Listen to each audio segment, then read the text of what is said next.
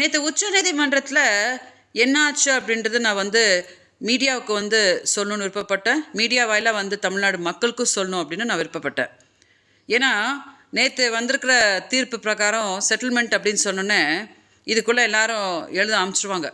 விஜயலட்சுமிக்கு இரவா சீமான் 10 கோடி செட்டில்மெண்ட் பண்ணிட்டாரு பாருங்கள், ஈழத்தமிழர்களோட கஷ்டப்பட்ட காசெல்லாம் போய் அவளுக்கு தான் கொட்டிகிட்ருக்காங்க அப்படின்னு சொல்லிட்டு அபாண்டமாக என் மேலே பழியை சுமக்க அமைச்சிருவாங்க.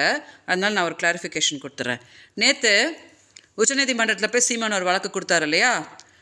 சென்னை உயர்நீதிமன்றத்தில் எஃப்ஐஆரை குவாஷ் பண்ண சொல்லி சீமான் வழக்கு கொடுத்த போது காவல்துறை தரப்பில் ஒரு லாயர் என் சார்பாக வாதாடி, அதாவது அவங்க பாதிக்கப்பட்டிருக்கிறாங்க அப்படின்லாம் எக்ஸ்பிளைன் பண்ணி அப்புறம் தானே நீதிபதி அதுக்கு ஒரு உத்தரவு கொடுத்தாரு. அதை போய் என்னென்னு பாருங்கள் அப்படின்னு சொல்லிட்டு.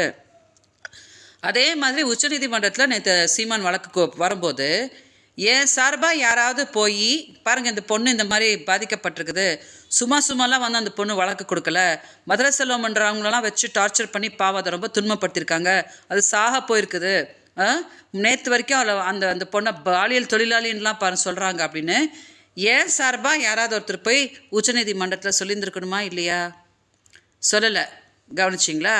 அப்போ என்னாச்சு அப்படின்னா சீமான் அவரை வச்ச கோரிக்கையை அவங்க ஏற்று அவங்க இப்போ ஜட்ஜ்மெண்ட் கொடுத்துருக்காங்க.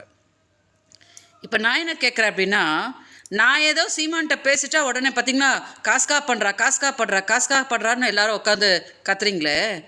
நேற்று ஏன் சார்பாக யாருமே போய் உச்சநீதிமன்றத்தில் எனக்காக போராடலை? இந்த கேள்வி கேட்கும்போது நான் எல்லாருக்கும் என்ன புரிய வைக்கிறேன் அப்படின்னா, முந்தா நேற்று நான் கதறி அழுதேன் இல்லையா? ஏன் அழுதேன்னா, எனக்கு எந்த நீதியும் கிடைக்காது, எனக்கு எந்த நியாயமும் கிடைக்காது, இந்த கேஸில் கிடைக்கவும் விட மாட்டாங்க அப்படின்றது நான் தெரிஞ்சுக்கிட்டேன். ஓகே, ஸோ இதை தாண்டி நான் போய் எந்த போராட்டமும் பண்ணிக்கிட்டு நான் எந்த ஒரு இதுவும் நான் பண்ணிக்கவே மாட்டேன். ஏன்னா யாரும் சீமானுக்கு பாவம் அந்த பொண்ணு கஷ்டப்பட்டுட்ருக்கு, அந்த பொண்ணோட சாபத்தை கட்டிக்காத அப்படின்னு யாரும் சொல்லிட்டல. எல்லாரும் அடுத்தது அவளை எவ்வளோ முடியுமோ அசிங்கப்படுத்து, அவளை எவ்வளோ முடியுமோ கொச்சப்படுத்து அப்படின்னு அந்த ரூட்டு தான் எடுத்துகிட்டு போயிட்டுருக்கறனால அந்த அசிங்கத்துக்குள்ளெல்லாம் இறங்கி நான் போராடணுன்ற அவசியம் எனக்கு கிடையாது. ஓகே, ஸோ இது வரைக்கும் மக்கள் எனக்கு கொடுத்த ஆதரவுக்கு மக்களெல்லாம் புரிஞ்சுக்குவாங்க. விஜயலட்சுமி இப்போ கூட ஏமாற்றப்பட்டிருக்காங்கல்ல அப்படின்னு மக்கள் புரிஞ்சுக்குவாங்க, மீடியாவும் புரிஞ்சுக்குவாங்க, எல்லாரும் புரிஞ்சுக்குவாங்க. ஸோ நீங்கள் எல்லாரும் எனக்கு கொடுத்த ஆதரவுக்கு நான் ரொம்ப நன்றி தெரிவிச்சுக்கிறேன்.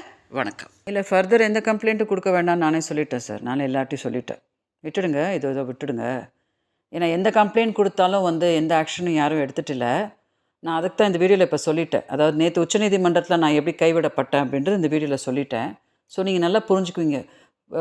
மீடியா ரொம்ப இன்டெலிஜென்ட்னால நீங்கள் டக்குன்னு கேட்ச் பண்ணிவிடுவீங்க நான் என்னத்தை சொன்னேன் அப்படின்னு சொல்லிட்டு. ஸோ இதுக்கு ஃபர்தர் நான் ஒன்றும் எந்த போராட்டமும் பண்ணிக்கிட்டு கம்ப்ளைண்ட் கொடுத்துக்கிட்டு அப்படின்லாம் நான் எதுவும் பண்ணுறதா இல்லை. அதனால் இது one of the final videos sir. So அதனால் நீங்கள் விஜயலட்சுமி நான் சொன்னதை நீங்கள் விஜயலட்சுமி இந்த மாதிரி சொன்னாங்க அப்படின்ட்டு நீங்கள் சொல்லிட்டீங்கன்னா மக்கள் பாவம் புரிஞ்சுக்குவாங்க, மீடியாவும் புரிஞ்சுக்குவாங்க. மீடியாவும் நீங்கள் எனக்கெல்லாம் ரொம்ப சப்போர்ட்டிவாக இருந்திருக்கீங்க. ஸோ எனக்கு நியாயம் கிடைக்க விட மாட்டாங்க. இவ்வளோ தான் என்னோடய 2 வார்த்தை. எனக்கு நியாயமும் கிடைக்காது, எனக்கு நியாயம் கிடைக்கிறதுக்கும் யாரும் எனக்கு விட மாட்டாங்க அப்படின்றத நான் தெரிஞ்சுக்கிட்டது சார்.